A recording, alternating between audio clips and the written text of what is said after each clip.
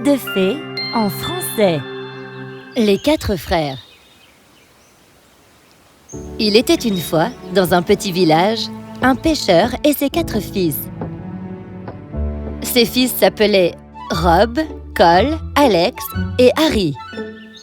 Le pêcheur était très pauvre. La vente du poisson était sa seule source de revenus et il avait réussi à gagner juste assez pour nourrir sa famille. Il n'avait plus rien à donner à ses fils. Un jour, il appela ses fils et leur dit: « Mes enfants, écoutez-moi. Je n'ai rien à vous donner. Maintenant que vous êtes assez grands, vous devez aller voir le monde. Trouver une vocation et tenter votre chance. »« Mais père, nous ne connaissons aucun métier ni art. Que ferons-nous loin de chez nous ?»« C'est exactement ce que vous devez savoir. Vous allez devoir découvrir quel type de travail vous êtes capable de faire. »« Mais père, nous ne nous sommes jamais aventurés seuls dehors. »« Mes enfants, tout se passera bien. Je ne veux pas que vous meniez la vie de pêcheur. On peut à peine vivre de ce travail. Allez fonder un commerce lucratif. »« Très bien, père. Si c'est ce que tu veux, eh bien dans ce cas, nous irons. » « Oui, père, nous irons. » Les 4 frères dirent au revoir à leur père et partirent. Après une certaine distance, ils virent 4 routes allant toutes dans des directions différentes. Rob dit à ses frères: « Je pense que chacun de nous doit choisir l'une de ces routes et nous devrons nous retrouver ici dans 4 ans. »« Très bonne idée, grand frère. »« Bonne idée, grand frère. » Les 4 frères empruntèrent les 4 routes différentes. Rob rencontra un homme sur le chemin. « Hé, l'ami, c'est une impasse. Où vas-tu donc ?»« Je veux apprendre un métier. Tout type de commerce qui me permettra de gagner ma vie. »« Alors, viens avec moi. Je vais faire de toi le voleur le plus furtif du monde. »« Non, non, je veux gagner avec honnêteté, pas par le vol. Je veux vivre librement et surtout pas finir en prison. »« Écoute, l'ami, qui te demande d'aller en prison? Apprends simplement mon savoir-faire, mais utilise-le pour faire le bien. »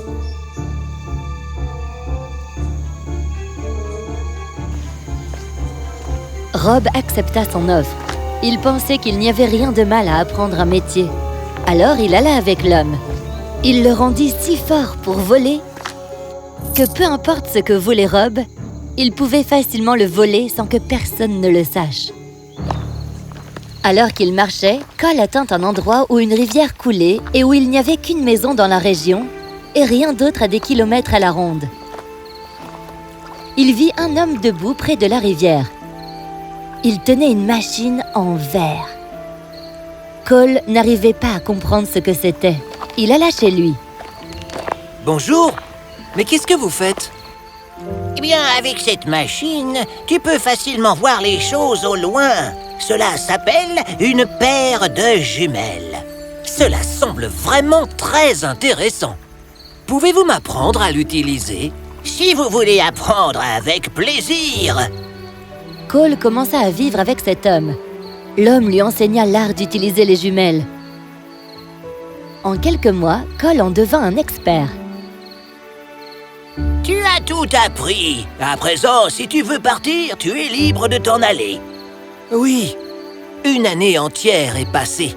Maintenant, je vais devoir partir. »« Très bien. Prends cette paire de jumelles avec toi.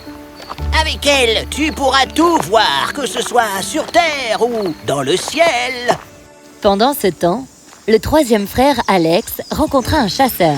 Il resta chez le chasseur et apprit de lui le savoir-faire de la chasse.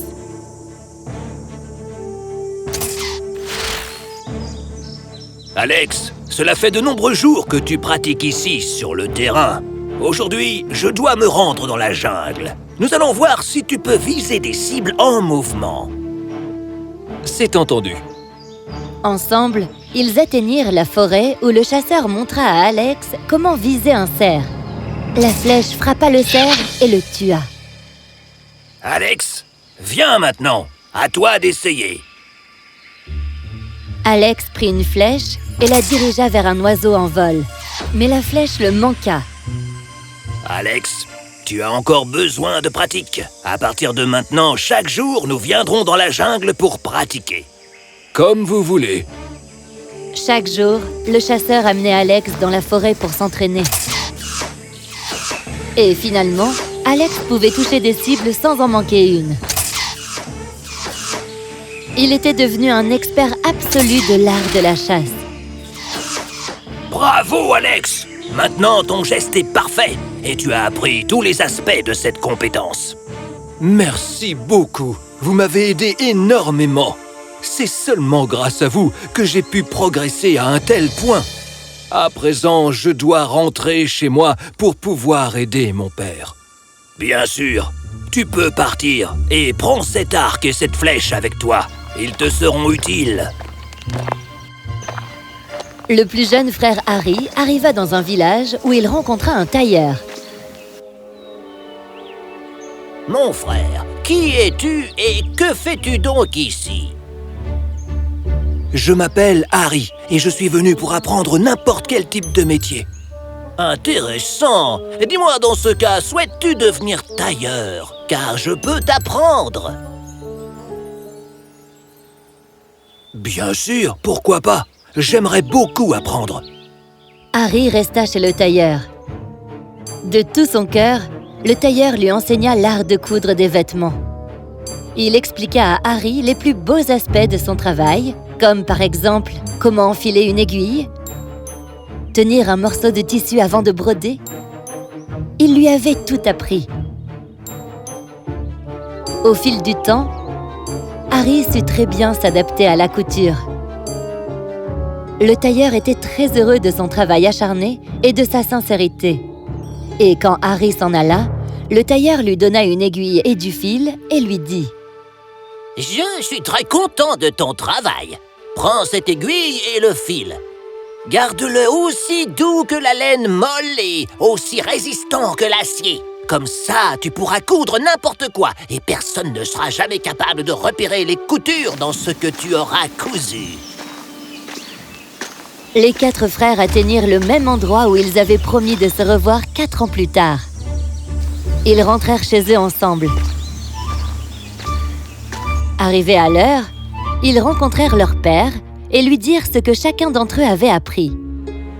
Un jour, ils étaient tous assis avec leur père sous un arbre devant leur maison, quand leur père leur dit « Aujourd'hui, je veux voir vos compétences dans les métiers que vous avez appris. Il y a un nid au sommet de cet arbre. Dites-moi combien d'œufs y sont. » 5. Très bien, Rob. À présent, peux-tu me récupérer les œufs que l'oiseau couve pour les faire éclore? Mais l'oiseau ne doit pas s'en apercevoir. Rob grimpa à l'arbre sans que l'oiseau puisse le voir. Il vola les œufs. Il était tellement expérimenté que l'oiseau n'avait même pas réalisé que les œufs avaient disparu. Ouh, impressionnant! Le pêcheur garda les 4 œufs aux 4 coins d'une table et dit à son fils Alex « Coupe les 4 œufs en 2 avec une seule flèche, mais les poussins à l'intérieur des œufs ne doivent pas être blessés. » Alex enleva sa flèche et avec une seule flèche, il coupa les œufs en 2. Le pêcheur était très heureux de voir ça. Puis, il dit à son fils Harry « À présent, couds ces œufs ensemble et montre-moi que l'oiseau puisse donner naissance à sa progéniture. » Harry prit son aiguille et cousit les œufs. Puis Rob reposa les œufs dans le nid. L'oiseau ne s'était rendu compte de rien. « Très bien, mes enfants. Vous avez tous les 3 appris des choses avec sincérité durant 4 ans. Mais je n'ai pas de cadeau à vous offrir. Mais je suis certain que la vie vous récompensera pour tous vos efforts. » Après quelques jours, la nouvelle se répandit dans tout le royaume qu'un dragon avait enlevé la princesse. Le roi déclara que quiconque trouverait la princesse se marierait avec elle. « Mes fils, vous avez l'occasion de montrer vos talents. Allez sauver la princesse à présent. Les 4 frères se préparèrent et partirent pour sauver la princesse.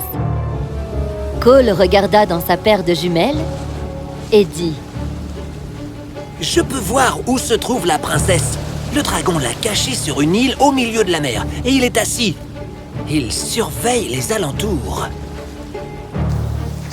Ils allèrent voir le roi et demandèrent un bateau pour pouvoir rejoindre l'île. Le roi leur donna un navire et les 4 frères atteignirent l'île. Cole regarda à travers ses jumelles et dit: Le dragon dort à proximité et sa tête repose sur les genoux de la princesse. Malheureusement, dans ce cas, je ne peux pas tirer. La flèche pourrait blesser la princesse. Attendez, je vais voler la princesse et la ramener. Vous gardez le bateau prêt à partir. Rob vola la princesse du dragon. Mais quand ils revinrent sur le bateau, le dragon se réveilla et ils les suivirent en volant au-dessus d'eux. Il était sur le point d'attaquer quand Alex le tua avec sa flèche. Mais lorsque le dragon tomba dans l'eau, l'impact de sa chute fit des vagues incroyables et le bateau s'effondra. Ils flottaient tous avec l'aide des différentes pièces du bateau quand Harry prit son aiguille et, prenant de grandes longueurs de fil, commença à assembler les planches de bois. Et bientôt, de nombreuses planches furent cousues ensemble pour que tous puissent s'asseoir dessus. Puis, ils arrivèrent chez la princesse en toute sécurité. Quand ils allèrent voir le roi, il leur dit: Vous allez devoir décider tous les 4 lequel d'entre vous épousera la princesse. Quand ils entendirent ça, les 4 frères commencèrent à se battre entre eux. Et si je n'avais pas trouvé la princesse, qu'est-ce que vous auriez pu faire? Par conséquent, je vais épouser la princesse. Et si je n'avais pas sauvé la princesse du dragon, qu'est-ce que vous auriez fait tous les 3? C'est moi qui vais épouser la princesse. Et si je n'avais pas tué le dragon, est-ce que vous 3 auriez jamais pu atteindre la maison de la princesse? Alors, comment pouvez-vous l'épouser? Je devrais être le seul à l'épouser. Si je n'avais pas cousu le bateau, vous vous seriez tous noyés. C'est pourquoi je devrais épouser la princesse. Voyant les 4 frères se battre, le roi décida qu'aucun d'entre eux ne se marierait avec la princesse, car personne ne serait heureux de la sorte. Le roi donna la moitié de son royaume aux 4 frères en récompense. Les frères eurent tout ce qu'ils voulaient. Ainsi, le pêcheur finit par s'en sortir de sa pauvreté et ils vécurent tous heureux toute leur vie.